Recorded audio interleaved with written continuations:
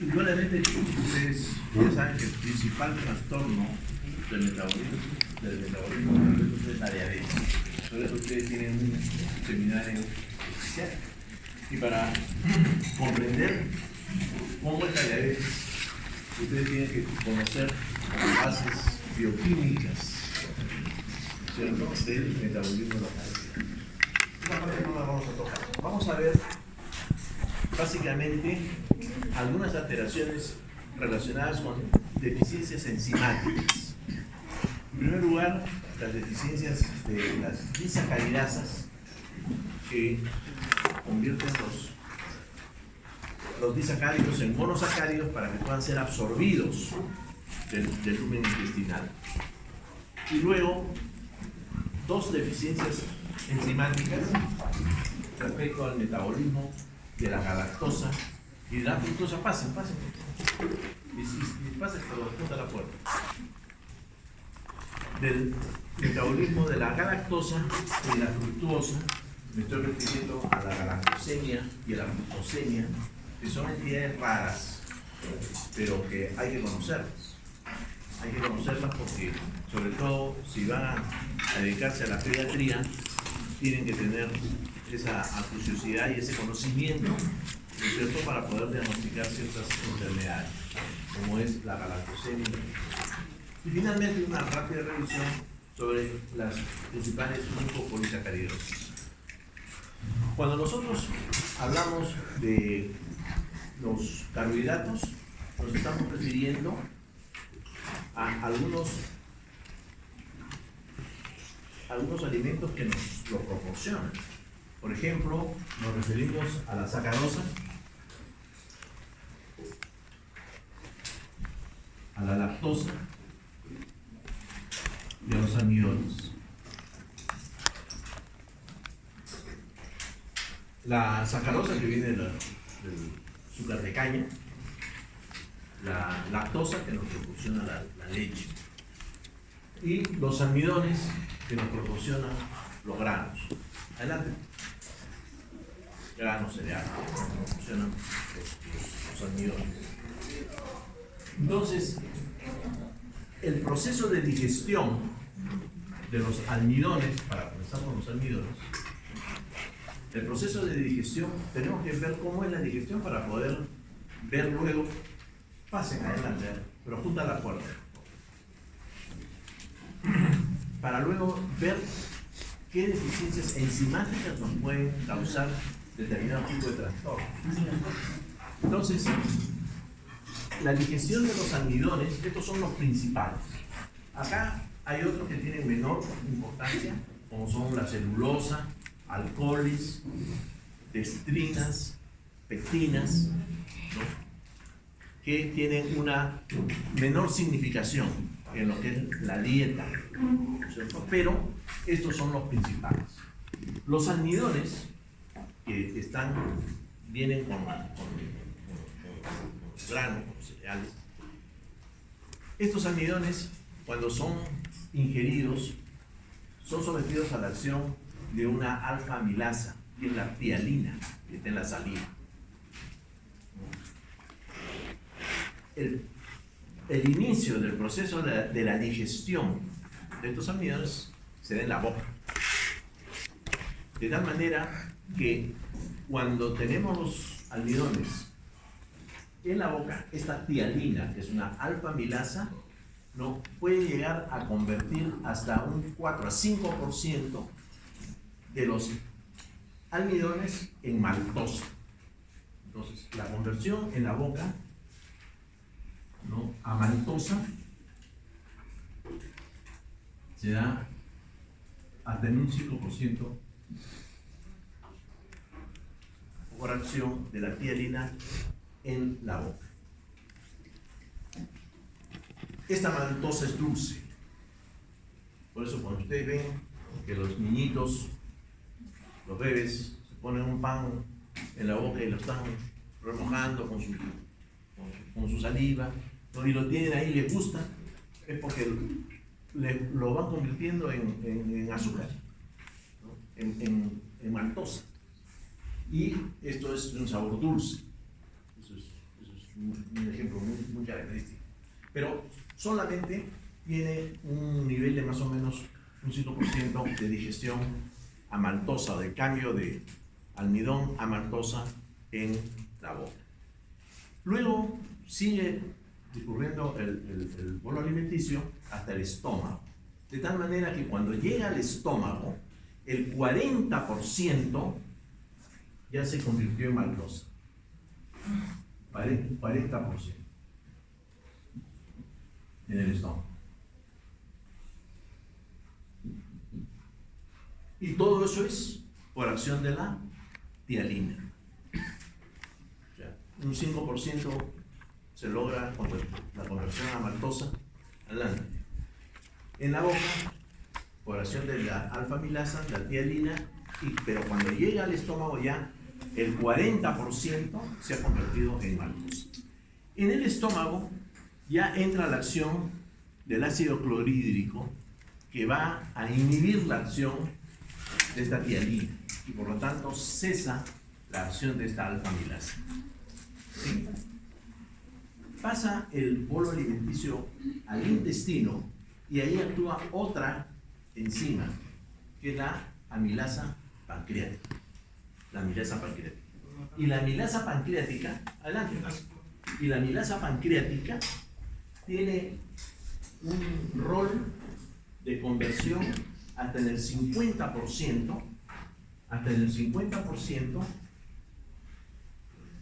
hasta el 40%, y 50% es la amilasa pancreática. Amilasa pancreática. Quedando un 10% para la acción de la poca acción de la amilasa intestinal.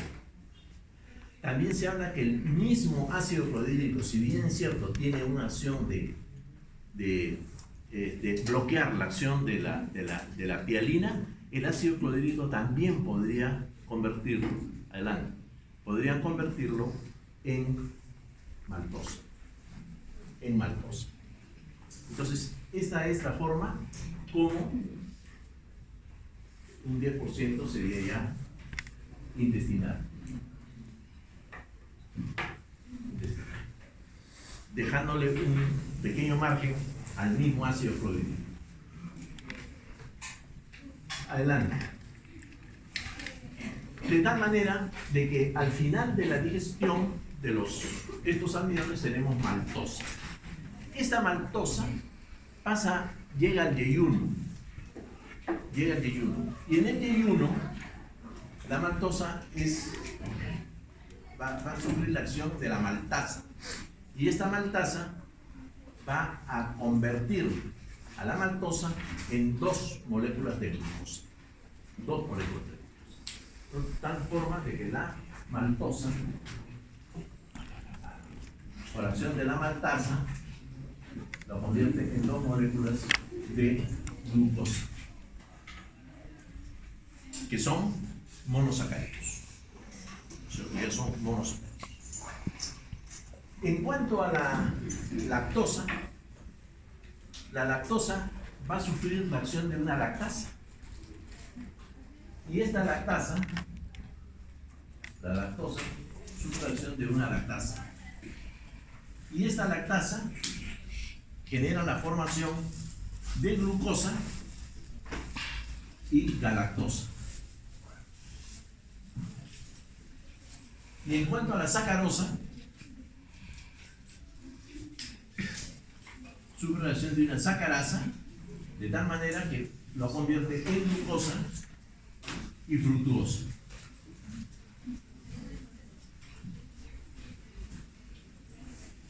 Estas son las disacariasas, maltasa, lactasa y sacarasa. De tal manera de que el 99% de los carbohidratos se absorben como monosacáridos. Estos son los monosacáridos: glucosa, galactosa, fructosa. Y solamente un 1% puede absorberse como disacáridos. cantidad muy pequeña, que siempre, en ambos casos, es por transporte activo. Pero respecto a este mecanismo de absorción, tiene singular importancia pues la disacaridasa. Si hay deficiencia de una disacaridasa, definitivamente este carbohidrato no va a poder absorberse. Y el trastorno más común de deficiencia de disacaridasa es la deficiencia de lactasa. Las otras son muy raras, pero la deficiencia de lactasa sí es frecuente. Y vamos a referirnos a ella, a esta deficiencia, como prototipo de las deficiencias de disacaridasa. Hay que distinguir lo que es la deficiencia de la lactasa a lo que es la hipersensibilidad a la beta-lactoglobulina, que es una especie de que se conoce como intolerancia a la leche. Intolerancia a la leche. Nosotros decimos, Alan, nosotros comúnmente decimos no tiene intolerancia a la leche, a lo que es deficiencia de lactasa. Lo decimos vulgarmente así, no tiene intolerancia, pero hablando estrictamente de manera correcta, la intolerancia a la leche se caracteriza por una hipersensibilidad a la beta-lactoglobulina, a la proteína de la leche. Lo otro es deficiencia enzimática, la enzima no actúa. Aunque, de cualquier manera, los síntomas son muy semejantes. Mas no el tratamiento. Porque el tratamiento, si yo tengo una deficiencia de disacaridasa, tendré que administrar esta enzima para que se puedan absorber los lácteos de manera adecuada. ¿Está claro? Entonces, no confundamos lo que es intolerancia a la leche con lo que es deficiencia de disacaridasa. Entonces, ¿qué sucede cuando hay esta deficiencia de disacaridasa? Deficiencia de esta lactasa. La leche no se puede, la lactosa, no se puede desdoblar en galactosa y glucosa y permanece como lactosa. Esta lactosa va a sufrir, ¿no?, la oxidación bacteriana, la fermentación bacteriana, ¿no?, a nivel del lumen intestinal, y va a producir por ósmosis esta lactosa, va a jalar agua, de tal manera de que va a aumentar el flujo a nivel intestinal y va a producir una serie de molestias: meteorismo, muchos gases, pirosis, vinagrera, ¿no?, balonamiento abdominal, ¿no?, cada vez que se toma leche. Por eso es que él dice, no, yo no tolero la leche, pero no es tolerancia, es deficiencia de disacaridasa. Entonces, esos son los síntomas característicos: meteorismo, distensión abdominal, pirosis, o sea, la vinagrera, y la diarrea. ¿No? La diarrea acuosa.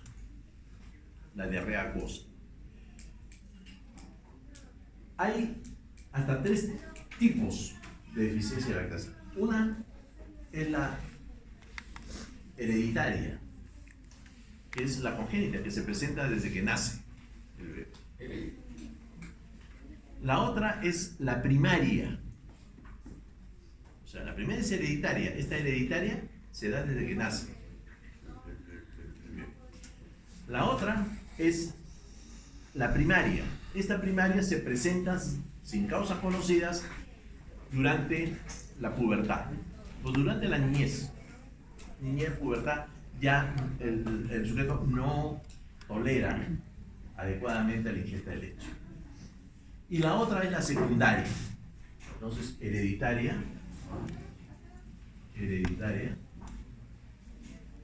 primaria y secundaria. Son los tipos de deficiencia de lactasa. La hereditaria desde el nacimiento. La primaria se presenta después, durante la niñez, la pubertad. Y la secundaria es aquella dicho sea de paso, la más frecuente. La que se presenta luego de algunas enfermedades, como por ejemplo el sprue, como por ejemplo las parasitosis, la yardiasis, la presencia de Yardia lamblia, cualquier tipo de infección gastrointestinal, viral o bacteriana, la resección intestinal. Esas son causas secundarias de deficiencia de lactasa. Por eso es que cuando una persona tiene una afección gastrointestinal infecciosa, bacteriana o viral, dentro o parte del tratamiento está en prescribirle la abstención de la ingesta de leche. Por lo menos 5 días no debe tomar lácteos. ¿Por qué? Hay una deficiencia por efectos de la infección, el daño que hace la bacteria a la mucosa intestinal, estamos hablando del yeyuno sobre todo, ¿no? Que haya menor producción de lactasa. Entonces, al paciente se le dice ningún tipo de lácteo, dentro de otras restricciones, indudablemente, ningún tipo de leche, hasta después de 5 días. Es parte del tratamiento que se debe tener en cuenta. Bien. ¿Cómo diagnosticamos la deficiencia de lactasa? La deficiencia de lactasa la vamos a diagnosticar por clínica. Porque el paciente va a ir y le va a decir, doctor, cada vez que tomo leche, hago diarreas. Hago diarreas. Entonces, ese es el primer acercamiento al diagnóstico por clínica. Pero existen algunas pruebas. Una de ellas es la administración de lactosa. Si yo administro lactosa, la primera es la administración de lactosa. Si yo administro lactosa, previamente hago una determinación de glucosa. Y supongamos que si mi glucosa basal es de 100, luego de administrar lactosa, 50 gramos de lactosa, mi glucosa debe subir un 20%. Si sube 20%, quiere decir que esa lactosa se ha convertido por acción de la disacaridasa en galactosa y glucosa, y por eso me eleva la glucosa, ¿cierto? Si yo veo que no se eleva, si yo veo que no hay elevación de los niveles de glucosa, quiere decir de que hay una deficiencia enzimática. Esa es la primera. La segunda es la determinación del pH fecal.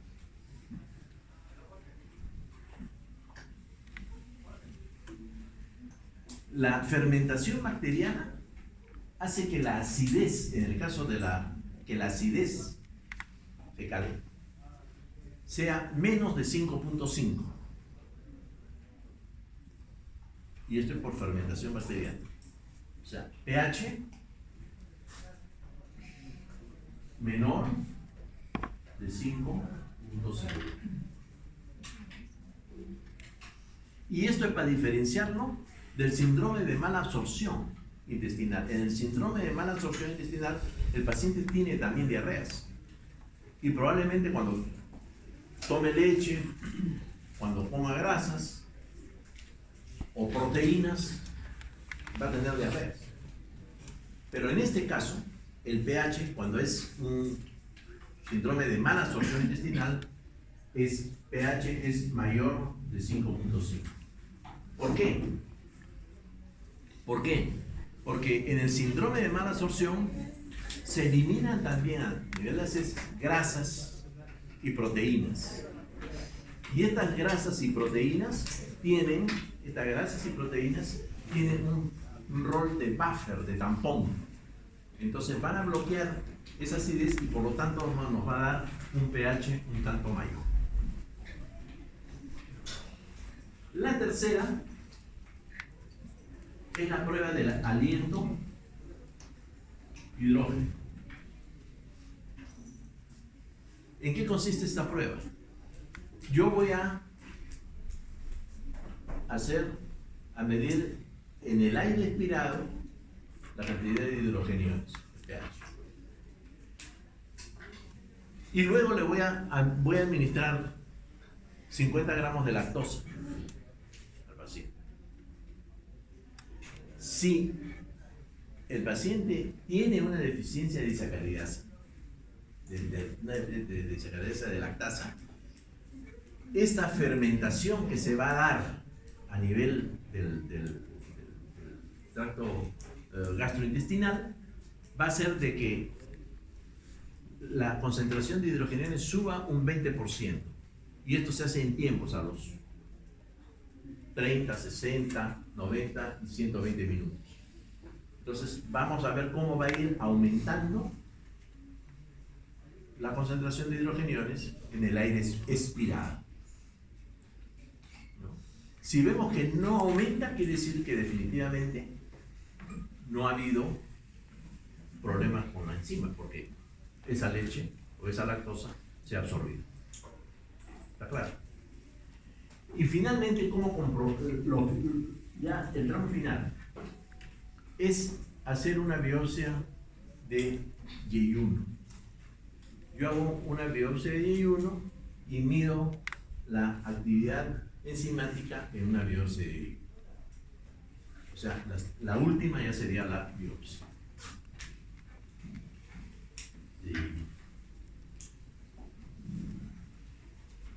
Esto es lo concerniente a la deficiencia de la lactasa. La deficiencia de sacarasa y de maltasa podemos considerarlas que dan los síntomas semejantes. Indudablemente que las mediciones tendrán que también hacemos las determinaciones del aliento hidrógeno y podemos hacer también la biopsia de yeyuno. Pero muchísimo más frecuente y muchísimo más importante es la deficiencia de lactasa. Muy bien, ahora veamos qué pasa si los niveles de estas enzimas son normales, las actividades de estas enzimas son normales, para hablar mejor, no hablamos de niveles, sino de actividad enzimática normal, y se ha asimilado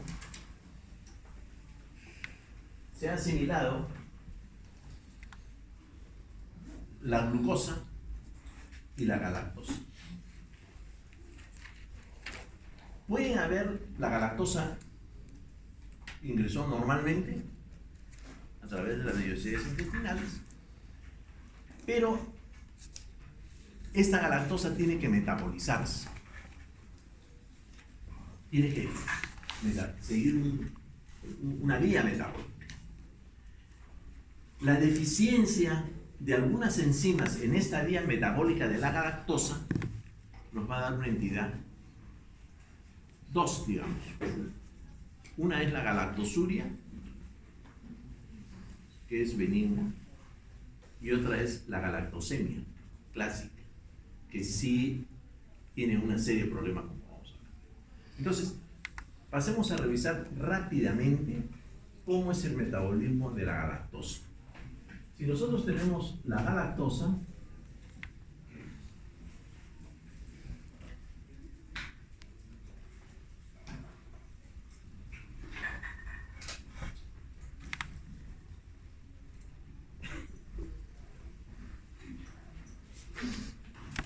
mediante una enzima que es la galactosinasa.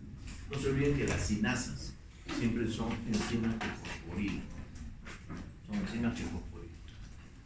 mediante una galactosinasa, que voy a poner C acá nomás para evitar, se forma la galactosa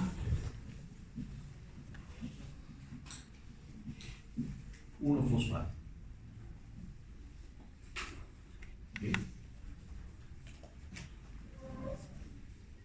La deficiencia de esta galactosinasa nos va a dar la galactosuria, que es un trastorno benigno, pero que hay que tener cuidado porque la galactosa es un elemento reductor y por lo tanto, si yo a un diabético que tiene una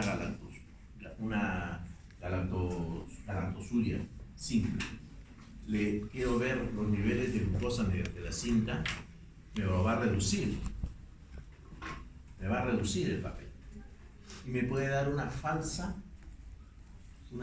información respecto a la presencia de glucosa en la orina, porque la galactosa es un elemento reductor. ¿Está claro? Entonces,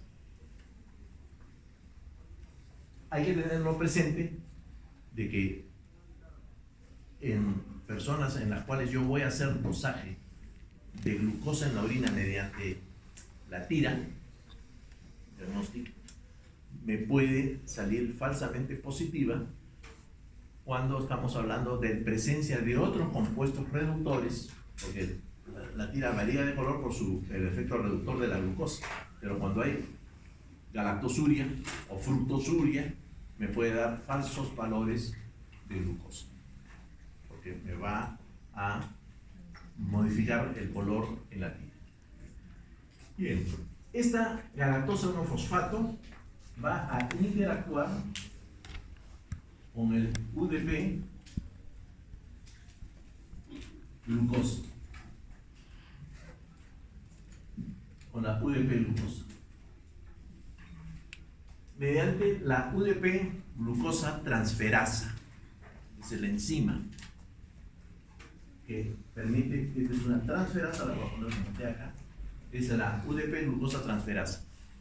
Esta transferasa hace que la galactosa se transforme en UDP galactosa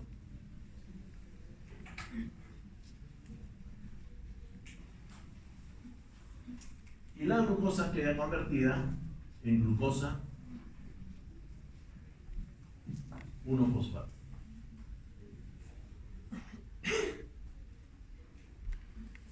Esta UDP galactosa, mediante la lactosa sintetasa, nos puede dar lactosa.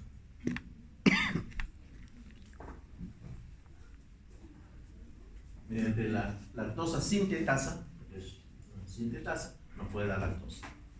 Pero esta UDP galactosa, mediante una epimerasa, la va a convertir en UDP glucosa nuevamente. UDP glucosa, y este UDP glucosa nos va a dar el glucógeno.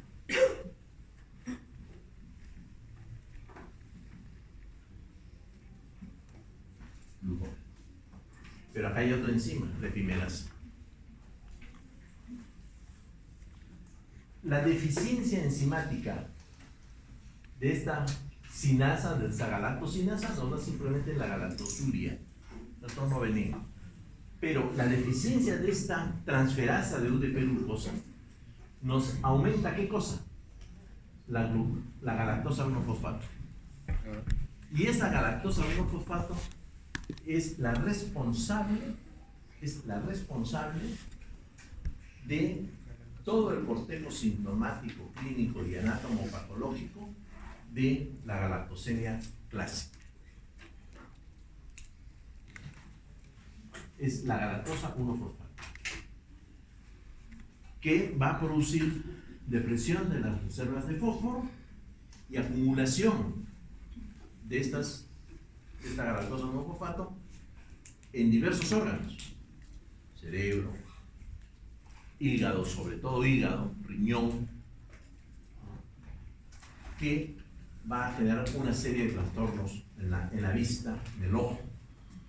¿Qué cosa es uno de los datos más característicos de la galactosemia clásica? Es la presencia de cataratas. ¿Y por qué se presentan cataratas? ¿Qué cosa es la catarata? La catarata es la opacificación del cristalino. El cristalino se opacifica y no permite ver bien.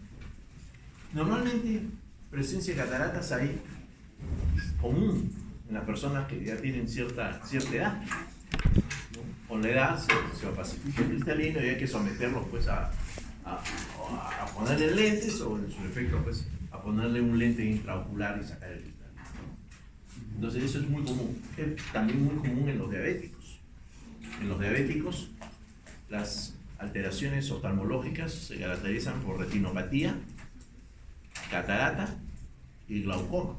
Son las tres entidades que afectan el ojo del diabético: catarata, retinopatía y glaucoma. Entonces, estos pacientes con galactosemia clásica tienen catarata, pero la diferencia está en que lo tienen desde niño. Entonces, no es común ver a un niño con cataratas. Normalmente no se ve.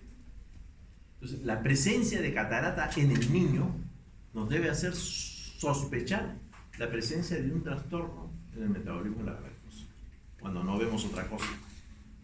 Y digo cuando no vemos otra cosa porque lo vemos en el síndrome de Hunter, ¿no? Que son las mucopolisacaridosis más agresivas, también puede haber catarata. ¿No? Pero en un niño que aparentemente es normal, aparentemente es normal, se le ve bien, pero tiene cataratas, hay que buscar esta entidad. Entonces, ¿por qué es que se presentan cataratas en la galactosemia clásica? Porque esta galactosa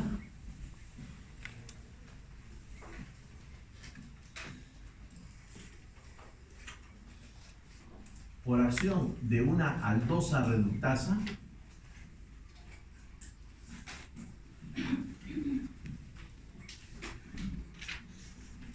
o reductasa de aldosa también le dicen algunos, forma el dulcatol.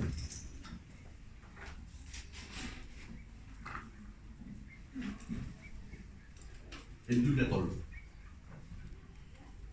Este dulcatol es una sustancia que se impregna en el cristalino y lo opacifica. El dulcatol. Y esta sustancia va a opacificar el cristalino. Ahora, acá hay un factor agregado, que cuando actúa esta reductasa de aldosa o aldosa reductasa, interviene el NAD.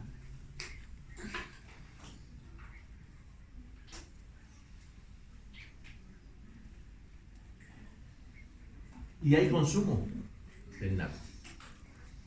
Y este consumo del NAD genera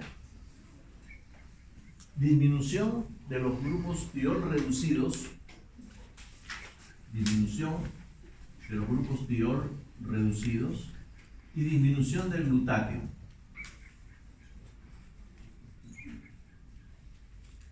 Y estos dos factores, la disminución de los grupos diol reducidos y la disminución del glutatio, hacen precipitar las proteínas. Precipitación de proteínas.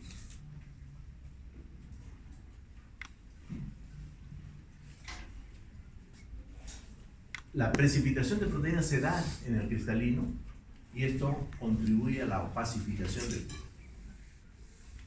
Entonces, esa es la razón por la cual los pacientes con galactosemia clásica tienen cataratas, y desde niños.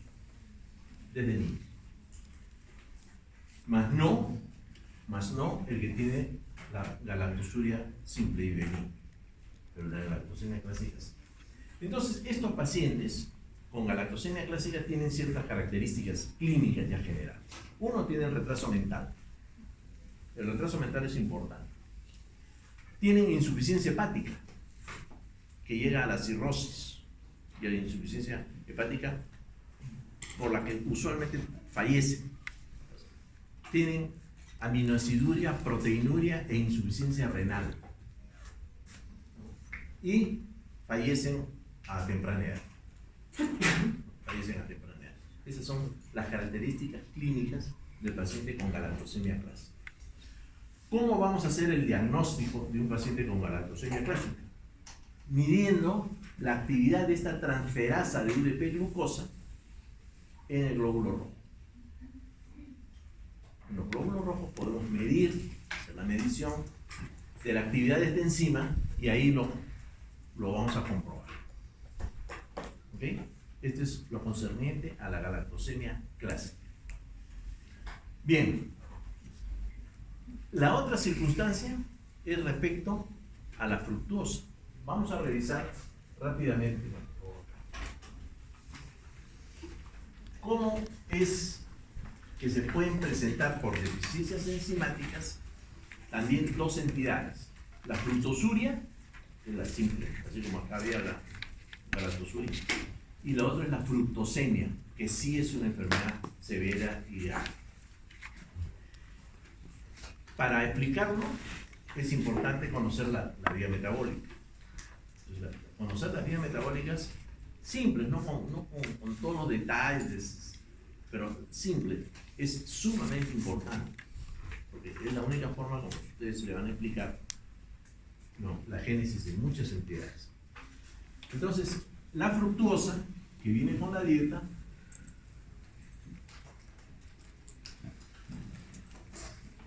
la L-fructosa, tiene dos alternativas. Una de ellas es ser sometida a la acción de la fructosinasa.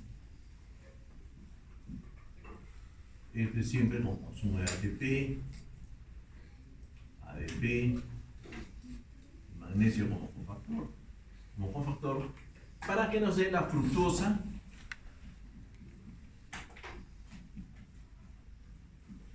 1-fosfato.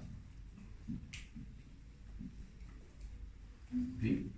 Y la otra alternativa que tiene es que mediante una exoquinasa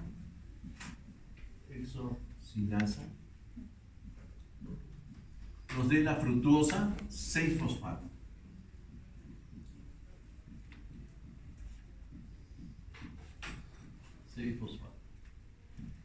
¿Okay? Esta fructosa 6-fosfato, por acción de la fosfofructosinasa,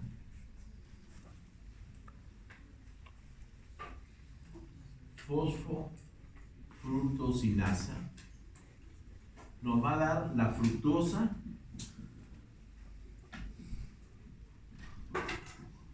1,6-difosfato. Fructosa 1,6-difosfato. ¿Okay? Luego, por este lado, esta fructosa 1-fosfato va a sufrir la acción de una aldolasa, hay dos tipos de aldolasa, la aldolasa A y la aldolasa B. Acá actúa la aldolasa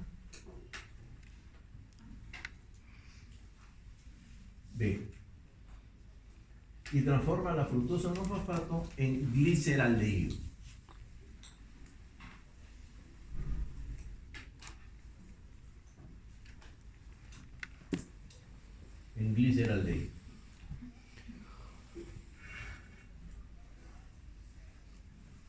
Acá, la fructosa 1,6-difosfato, por acción de la aldolasa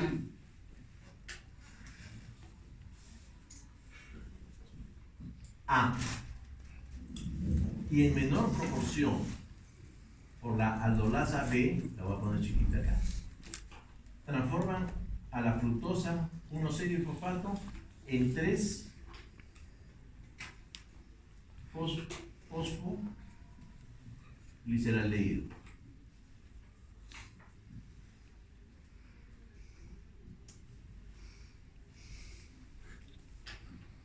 3-fosfo,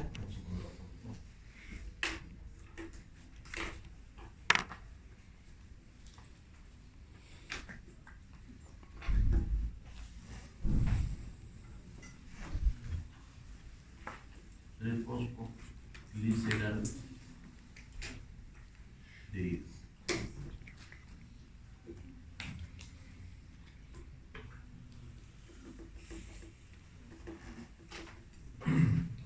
Pero este gliceraldehído, por acción de una triosinasa,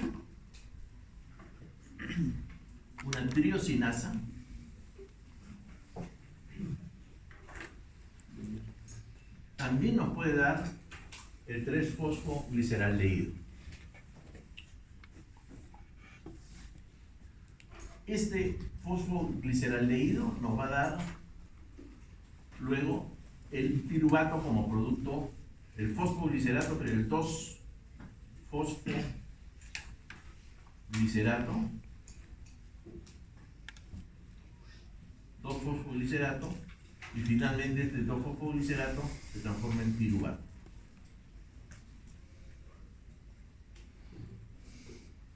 En piruvato. ¿Ok?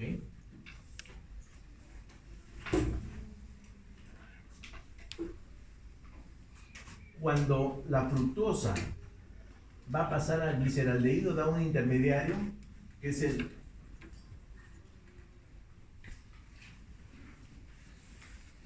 el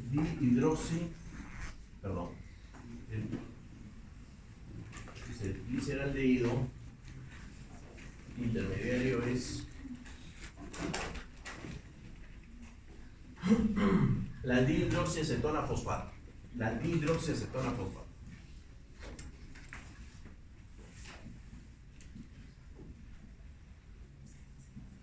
Acetona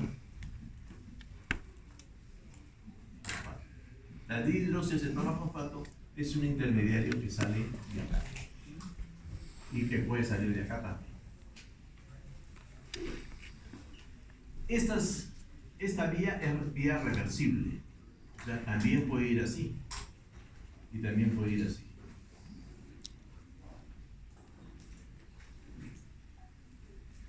La deficiencia de esta enzima, de la aldolasa B, es la causante de la fructosemia clásica. Y la deficiencia de esta fructosinasa es la causante de la fructosuria asintomática, que no tiene, desde el punto de vista clínico, mayor valor que saberla distinguir, porque es un elemento reductor que también va a aparecer en la orina y puede falsear los análisis de orina cuando nosotros hacemos con la tira diagnóstica para ver si hay glucosa o no. Entonces, esta aldolasa B es importantísimo en el metabolismo de la fructosa para que nos dé gliceraldehído. Esta aldolasa B se encuentra en cantidades importantes en el hígado, en el riñón y en el intestino. Hígado, riñón e intestino. Cuando hay deficiencia de esta aldolasa B, aumentan las concentraciones de fructosa 1-fosfato. Y esta fructosa 1-fosfato, a semejanza de lo que sucedía acá, de la galactosa 1-fosfato, va a impregnar los tejidos, hepático, renal, intestinal, ¿no?, de este compuesto. De tal manera que al impregnarla va a dañar los tejidos de estos órganos, pero a su vez consume la reserva de fósforo. Las características de esta entidad van a ser: 1, la fructosuria.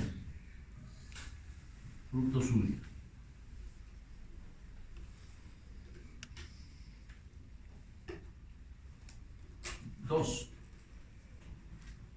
fósforo bajo. Y 3, disminución de la glucosa. Hipoglicemia. Hipoglicemia porque acá va a formar piruvato que está relacionado con el metabolismo, ya ustedes lo han visto, con el metabolismo. Si este paso se bloquea, que es el paso principal en la vía, porque este paso es menor, aunque acá también actúa la alolasa B, pero más es la A, pero es un paso cuantitativamente menor, definitivamente hay disminución del piruvato y obviamente se ve afectados los niveles de glicemia. Entonces, estas son las características: fructosuria, disminución del fósforo, y disminución de la glucosa. ¿Cómo evolucionan estos pacientes? Estos pacientes tienen también algún nivel de retraso mental, tienen insuficiencia hepática, tienen insuficiencia renal y fallecen a temprana edad. Esas son las características clínicas de la fructosemia clásica. Ojo que estoy hablando de fructosemia clásica, no de la fructosuria. Aunque en la fructosemia clásica hay fructosuria. Entonces, estas son las características de esta entidad. Bien, entonces, dicho esto, vamos a pasar rápidamente a hacer una revisión de las principales mucopolisacaridosis.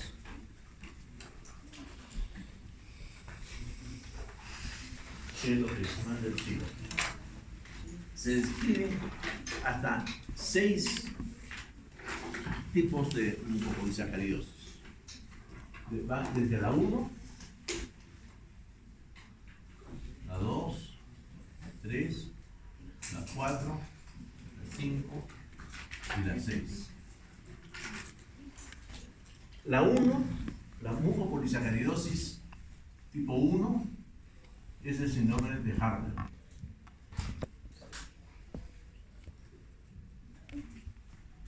La 2 es el síndrome de Hunter. El 3 es el San Filipo. El 4 es el Morpio.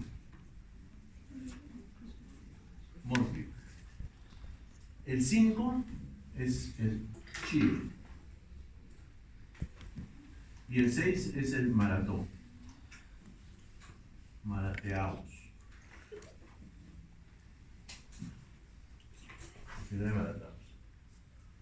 ¿En qué consisten en general estas mucopolisacaridosis? Consiste en un desequilibrio entre la síntesis y la degradación de los mucopolisacáridos. Hay un desequilibrio entre la síntesis y la degradación de los mucopolisacáridos. Y la deficiencia en la degradación, que es lo que genera las mucopolisacaridosis en términos generales, se debe básicamente a la deficiencia de una beta-galactosidasa, una enzima de la beta-galactosidasa, que genera un aumento de mucopolisacáridos, que es el dermatán. El dermatán es el condroitin sulfato B o el sulfato de para. Son los dos dermatán y el sulfato de para.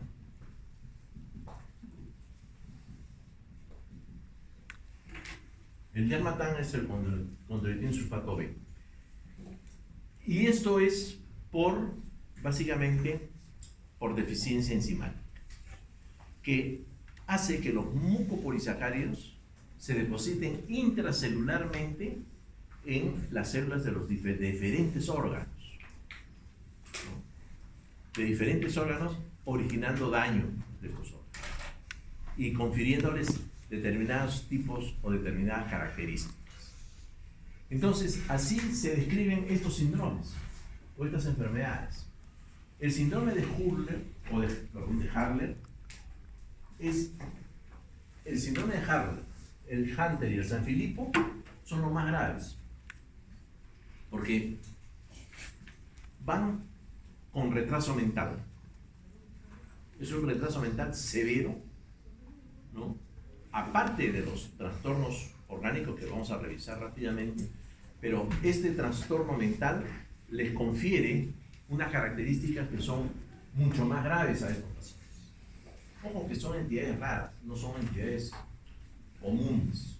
Yo particularmente nunca he visto, en todos mis años de ejercicio profesional, nunca he visto un hunter, nunca lo he visto. Pero definitivamente que se dan, pero son raros.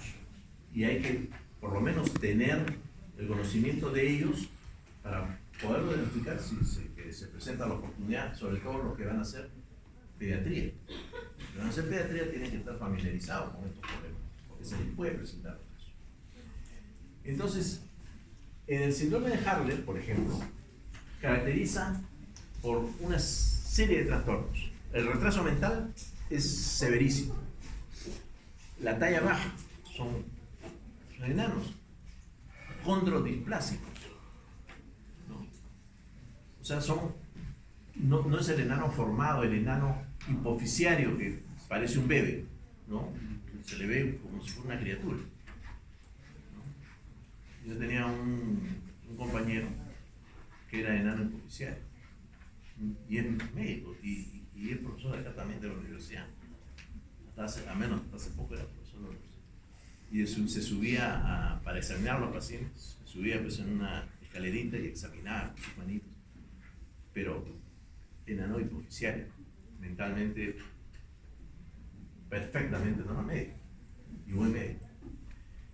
Bueno, estos pacientes son pacientes con una condrodisplasia severísima, malformaciones óseas marcadas, ¿no? Cabeza voluminosa, hipertricosis, hay pilosidad en todo el cuerpo, ¿no? Con un retraso mental severo, malformaciones cardíacas congénitas, tipo transposición de grandes vasos, que lo hace que muchas veces mueran tempranamente, ¿no? Comunicaciones interauriculares, comunicaciones interventriculares, en fin, todo tipo de variaciones de las cardiopatías congénitas. Insuficiencia hepática, ¿no? Cursan con un hígado y un vaso voluminoso, ¿no? Insuficiencia renal, ¿no? y muerte, sordera y muerte temprana. En el síndrome de Hunter es parecido al Hurler, pero es más leve. El retraso mental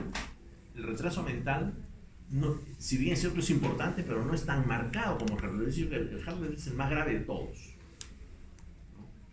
Pero en el Hunter también se ve, ¿no? Y una de las características son también las grandes deformaciones óseas. En el Sanfilippo es parecido también al Hurler, pero con un grado de retraso mental mayor. El retraso mental en el Sanfilippo es mayor, ¿no? Así lo describe, nunca lo he visto, ¿no? Pero las malformaciones óseas son sumamente importantes. En cuanto a los tres siguientes, al Morphy, al Chie y al Maratón, estos se caracterizan porque no hay retraso mental.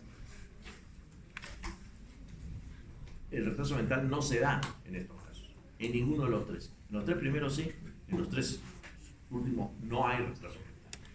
Lo que predominan son las malformaciones esqueléticas, ¿no? Por ejemplo, en el síndrome de Morphy hay aumento de hay osteoporosis. La osteoporosis es muy grave y desde niños, ¿no?